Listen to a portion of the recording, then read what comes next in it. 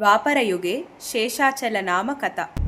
జయ విజయులు భూమిపై రావణ కుంభకర్ణులుగా ఉన్న కాలమున శేషుడు తూర్పు ద్వారమున కావిలి ఉండెను. శ్రీహరి రమాదేవితో ముచ్చటించుచుండెను. ఆ సమయమున అకస్మాత్తుగా ముఖ్య ప్రాణుడు శ్రీహరిని చూచు నెపమున ఆ ద్వారముకడుకు వచ్చెను. బంగారు దండముతో శేషుడు అతనిని నిరోధించెను. మూర్ఖ, నన్నెలా అడ్డగించుచుంటువి, నాకు తొందర పని ఉన్నది అని వాయుదేవుడు శేషుని మందలించెను.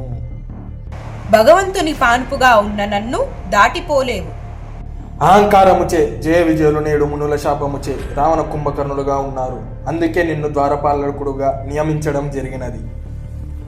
ఎందులకు పెద్దగా మాట్లాడుతున్నావు? జీవితంపై ఆశ లేదా?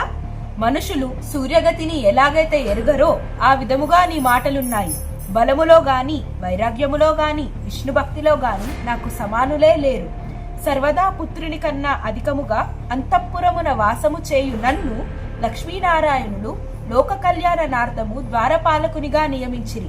కనుక నా యథార్థ స్థితిని తెలుసుకొనుము. ఓ శేష, మంచము క్రింద పరుండిన పిల్లి దూరముగా ఉన్న ఏనుగుతో సమానమాగునా? అట్లే రత్న పర్యకంపుపై కూర్చుండి కాలు పట్టు సేవకుడు ఎన్నడూను యువరాజునకు సమానము కాడు. యువరాజు దూరముననున్నను అతనికి నూన్యత లేదు. ఈ విధముగా మహాత్ముడైన ముఖ్య ప్రాణునితో వాదమునకు దిగిన శేషుని వారించుటకు లక్ష్మీదేవిచే ప్రార్థించబడిన శ్రీ హరిద్వారము దగ్గరకు వచ్చి శేషునితో ఇలా అనెను.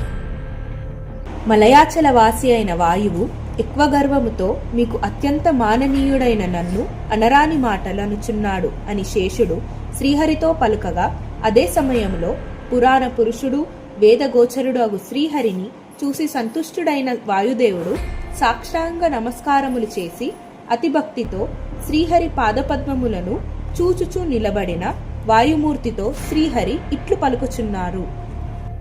కుమారా, అత్యంత మాననీయుడైన శేషునితో కలామెందుకు? ఆ మాటలకు వాయువు శాంతించెను. శేషుడు ఇలా పలికెను. దేవా, బలములో జ్ఞానములో నీకు అత్యంత ప్రీతి కలిగించు వారిలలో నాకు సాటి రాగలవాడు భూ స్వర్గ బ్రహ్మలోకములందు లేడు. శ్రీహరి ఇలా పలికెను. శేష, ఊరికే వాక్చాతుర్యం పౌరుషము అనిపించుకోదు. ఎల్లప్పుడూ క్రియయే ఉత్తమము.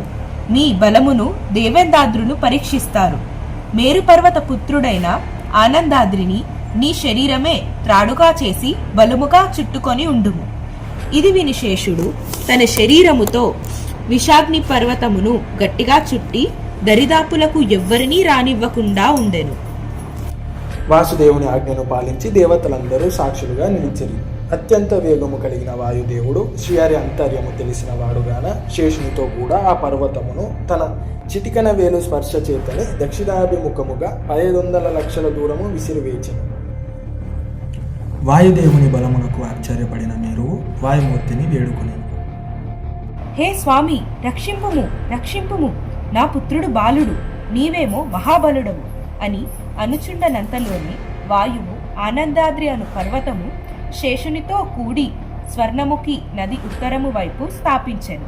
గిరిపుత్రుడైన ఆనందాద్రి శేషునితో కూడి ఈ విధముగా దక్షిణమును చేరినది. ఏ విభో, నా అజ్ఞానం వలన కలిగిన దురాత్మ భావమును మన్నింపుడు అని పశ్చాత్తాప హృదయమున నుడివేను. వాయుమూర్తి వైరమేమీ లేకుండా శేషుని క్షమించి వెడలెను. ఏ రాజా, శేషుని నిమిత్తమున ఈ పర్వతం తేబడినది కనున జ్ఞానులు దీనిని శేషాచలమని అందురు.